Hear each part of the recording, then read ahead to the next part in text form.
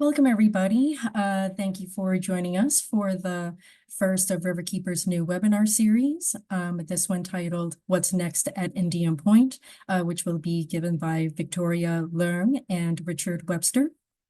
My name is Katie Leung. I'm the volunteer and outreach coordinator at Riverkeeper. Before we dive into the presentation, I just want to give everybody a few house rules.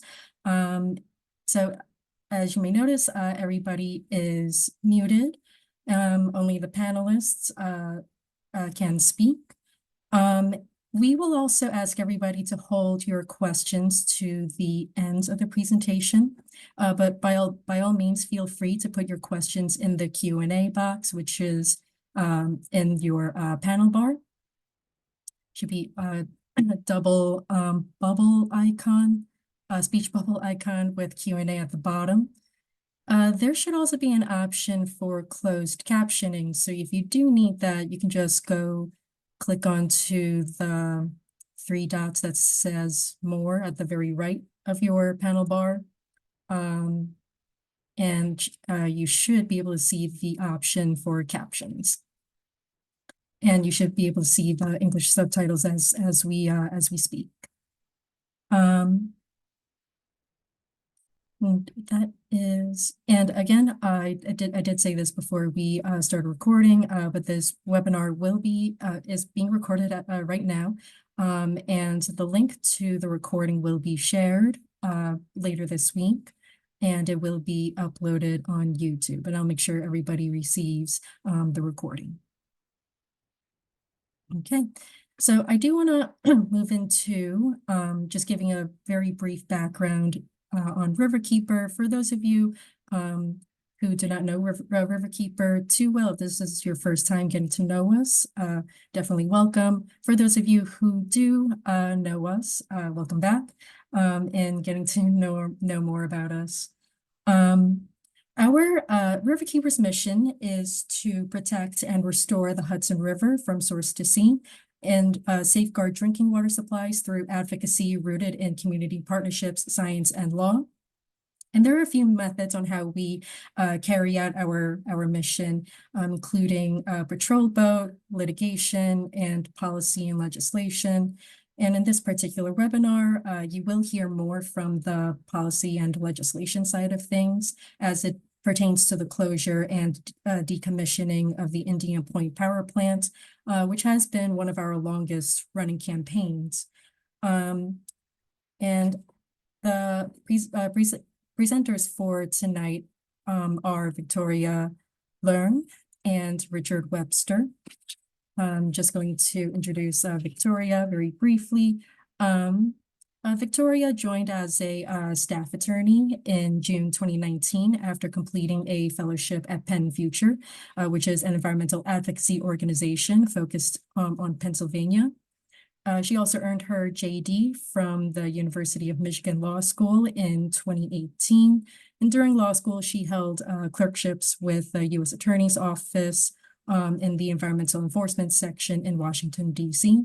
And in addition, she also served as the managing production editor of the Michigan Journal of Environmental and Administrative Law.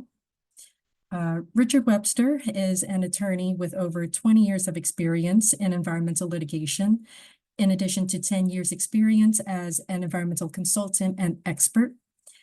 He has represented numerous environmental groups and municipalities on a wide variety of issues, and he is currently Riverkeeper's representative on New York's Decommissioning Oversight Board that oversees the decommissioning of Indian Point. Until 2022, Richard was the legal director for Riverkeeper and now serves as outside counsel, and he has played a pivotal role in the passing of the Save the Hudson Act, which both Victoria and Richard will be speaking about a little bit more in this presentation. So without further ado, I will now give the floor to Victoria and Richard. Hi, everyone. Hope you can all hear me. Hope you're all staying warm on this kind of gross, rainy, snowy night, depending on where you are physically located. I'm Victoria Leung. Thank you to Katie for the introduction. And this presentation is going to be on what's next at Indian Point. So this is sort of Riverkeeper's presentation about where we have been, where we are going with Indian Point, also opening up a dialogue to interested community members to see if there are other perspectives that we should take in as we shape our ongoing strategy. So Indian Point, I'm going to start with a background. Indian Point, what is it? Indian Point is a 3-unit nuclear power plant that's located along the banks of the Hudson River in Buchanan, New York. This power plant has been in operations starting with Unit 1 in the 1960s and had been generating power for New York up until it permanently ceased operations in 2021. While Indian Point did provide power for a number of decades for New York State, its closure benefit the environment. Because of its antiquated once-through cooling system, it killed over 1 billion fish every year. It also would heat up water and discharge that hot water, impacting the environment. And over time, the facility became unsafe due to just the aging of the structure. Gonna move on to next slide. So when it closed, there was a historic 2021 joint petition. This agreement was reached by Holtec, which is the company that owns and decommissioning Indian Point, the state of New York, the local municipalities in which surround Indian Point, the Public Utility Law Project, and Riverkeeper. And this agreement provides for robust state oversight and financial assurance throughout the decommissioning process. This was a landmark agreement that provided oversight that hadn't been seen before in the nation. So a few key points: we have the decommissioning trust fund. It required Holtec to it currently requires Holtec to maintain minimum balances in the trust fund so that we know that there is enough money to complete the decommissioning job. In addition, there is agreement with the New York State Department of Environmental Conservation for a state-led site restoration. This allows the state to oversee the site restoration project and also ensures the radiological contamination will be cleaned up to the state standard of 10 millirem instead of the federal standard of 25. So we know that the site will be cleaned up to a more stringent standard. We also were able to obtain an on-site state inspector who goes to Indian Point and is able to see the happenings on a daily basis. There was also a provision that required the completion of the transfer of spent nuclear fuel from the spent fuel pools by 2024. This actually, I'll talk about later, has been completed on time. We established the Decommissioning Oversight Board, which provides a venue for collaboration between all the different regulatory entities, and also allows for public participation and transparency during the decommissioning process. And finally, there was agreement that there can be no new reactors at the Indian Point site without the consent of the state and all local municipalities in the area. Okay, next. So decommissioning highlights, I'll run through this fairly quickly. We hit a major safety milestone. All spent fuel was transferred to dry cask storage as of October 16th, 2023. This is a huge achievement and greatly reduces the risk that Indian Point provides to the area. Currently, vessel segmentation is in process. The vessel are the buildings. Building demolition is also in progress. The condensate storage tanks have been completed. The steam domes, I believe, are also completed or in progress. The completion of this decommissioning was projected for early 2023. However, Holtec is proposing an 8-year delay, which they announced at the end of last year, and I'll talk about more later. Okay, moving on. So what has been happening with Indian Point? We had this one major issue that hit the news. We generated a lot of public interest, and this was wastewater and tritium. Indian Point, through its operations and also during the decommissioning process, creates radioactive wastewater.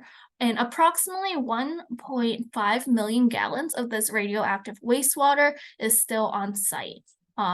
You can see there where the water is located. Approximately 400 curies of tritium remains in the wastewater. What is tritium?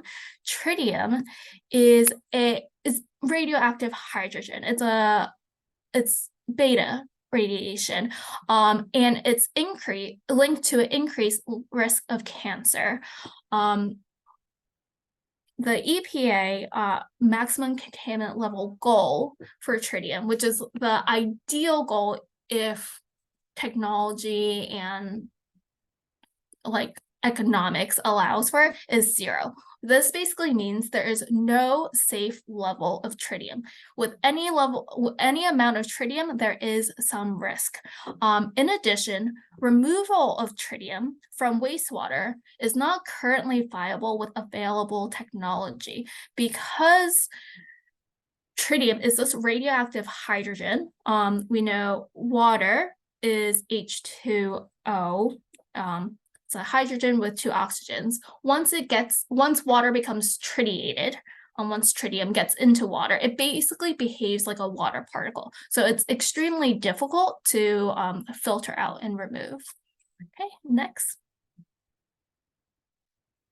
So what will happen to this wastewater?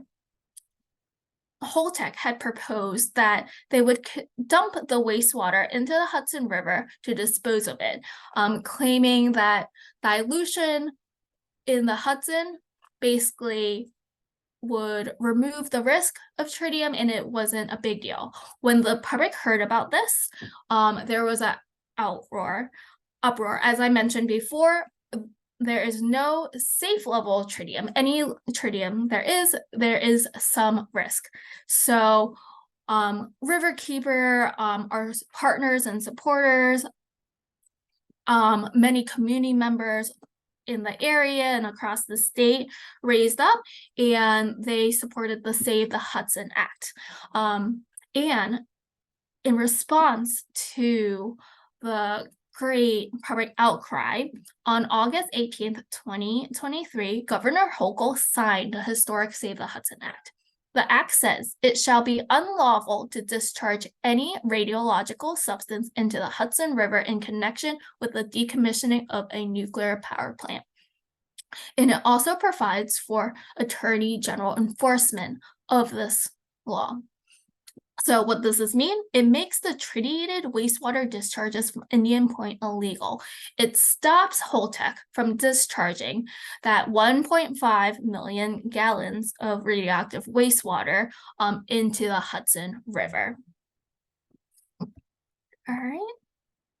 So this was a huge achievement. Big congratulations to everyone. What's next? What comes after we got that act in place? So this is where Riverkeeper is going to share, we're going to share our ideas for the key issues within Indian Point that are possible, achievable, and will push the decommissioning to be better. These are not the only issues at Indian Point, and at the end during our Q&A, we're definitely open to different ideas and perspectives. We will keep this an open dialogue. All right, so these are the 5 items. I'm going to go over tritium, prompt decommissioning, groundwater, site restoration, aging management, and trust fund oversight. All right. So tritium, I just gone over some of the background of tritium, that we stopped the tritium from being dumped in the Hudson River. Now, what comes next? Did we win this fight completely? We've been getting a lot of questions about that. So our goals, Riverkeeper seeks to defend the Save the Hudson Act.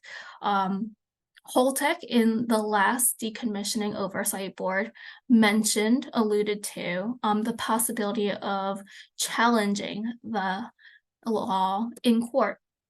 So Riverkeeper is keeping a close eye on what Holtec does, and we will be prepared to defend the act if it is challenged. And not only are we keeping an eye out for legal challenges from Holtec, but we're also watching the state to make sure that the state is going to enforce the law if it looks like Holtec is going to be in violation of it. So both making sure the state enacts the law properly and also defending the law from any challenges. We also want to ensure that there is on-site storage of tritium for at least one half-life. This is 12.5 years. This is not a maximum. We aren't saying one half-life and dump.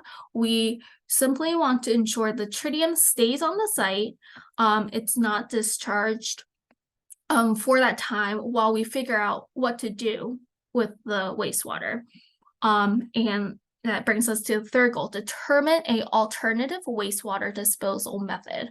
So as I mentioned earlier, current technology to remove tritium that technology is not currently viable on a commercial scale.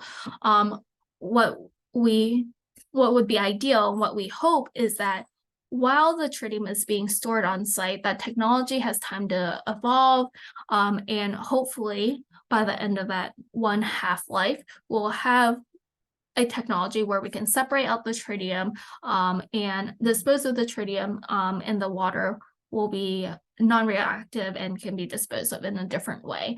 However, we don't have a crystal ball, so we don't know exactly what will happen, which is why we want that time of on-site storage to basically let things unfold and see where it goes.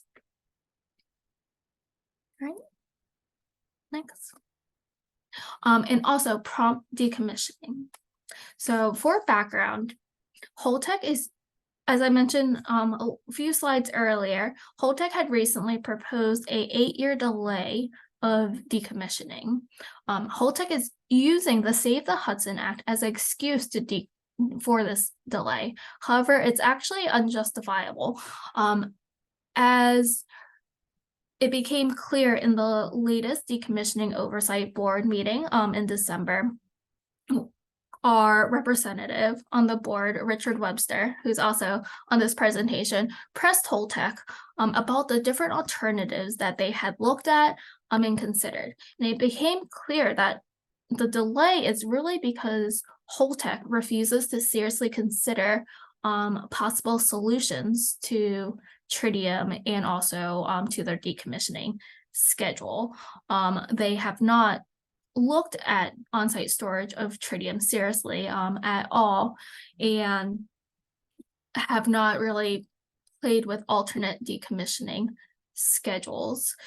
So our goal is to ensure that Holtec does not unreasonably delay the decommissioning using the guise of the Save the Hudson Act as an excuse. Right? And groundwater. So the background for groundwater is that one of the reasons the closure of Indian Point was a celebration is that Indian Point became unsafe over time due to aging. And one of the issues was that it was leaking. There are historic leaks at Indian Point that left large plumes of radioactive groundwater under the plant. This is untreated wastewater. So this differs from the 1.5 million gallons of water at Indian Point. So that once it runs through the treatment system, tritium is the main source of concern.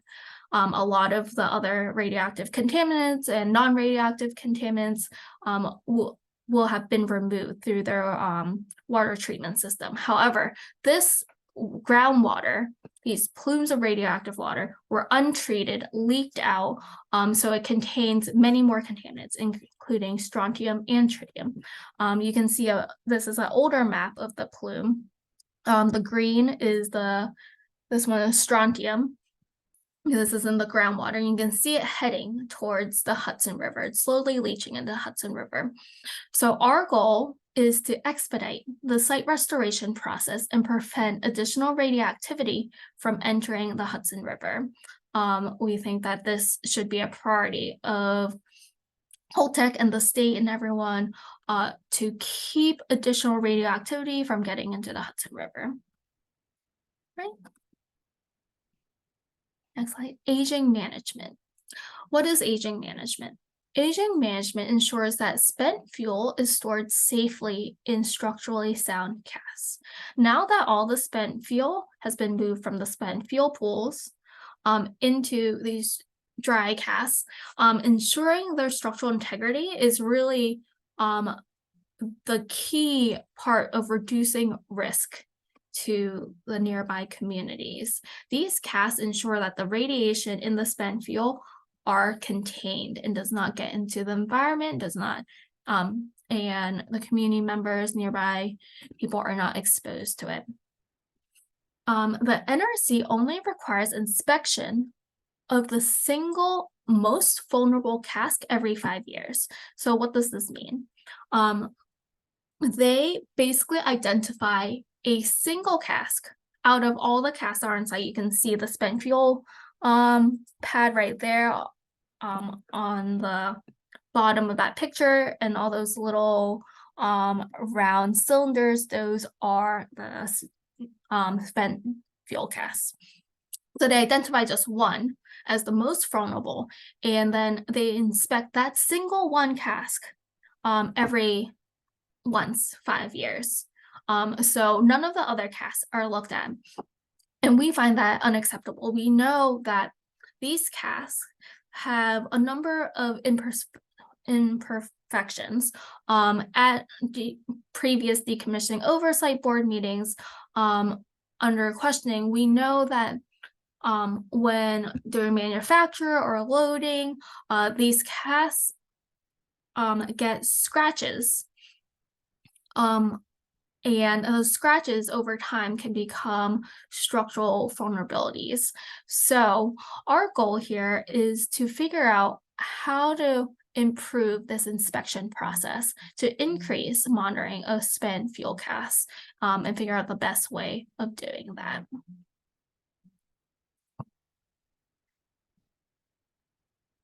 And the last goal that we have is trust fund oversight. So if you remember from the joint proposal, there is a decommissioning trust fund. This trust fund was created from the operating nuclear reactor. So while Indian Point was in operation, its licensee had to put money and maintain a trust fund to ensure there was enough money for decommissioning when the plant closes. This trust fund is restricted by Nuclear Regulatory Commission regulations. Indian Point's current trust fund contains approximately $2 billion as of December 2022. And we know that the Holtec is not the most trustworthy company. When Indian Point was closing and the license was being transferred over to Holtec, Riverkeeper and a number of other organizations brought up Holtec's history of cutting corners, and as our slogan went, lies, bribes, and risk taking. So, and Holtec is in this to make money through the decommissioning trust fund. So what our goal is for the trust fund oversight is to increase transparency and oversight of Holtec's use and management of the trust fund. So this is something that we have already has already been put in motion at the decommissioning oversight board, at the last decommissioning oversight board in December. A number of board members and Riverkeeper asked the state to do a full presentation, a full overview of the current trust fund status, to look at how Holtec is using the money, to make sure we're transparent about how Holtec is using the money. There's also a call for the state to increase, to do audits of its use of the trust fund monies. We know very recently that Holtec had been found in violation of its management of the trust fund. It had been making donations to local charities using trust funds money, which is not allowed. The trust fund is only the trust fund monies are restricted to only decommissioning purposes. And I'm a little fast today, but those are the 5 main items that Riverkeeper is most focused on in the upcoming process of Indian Point oversight. All right, thank you very much.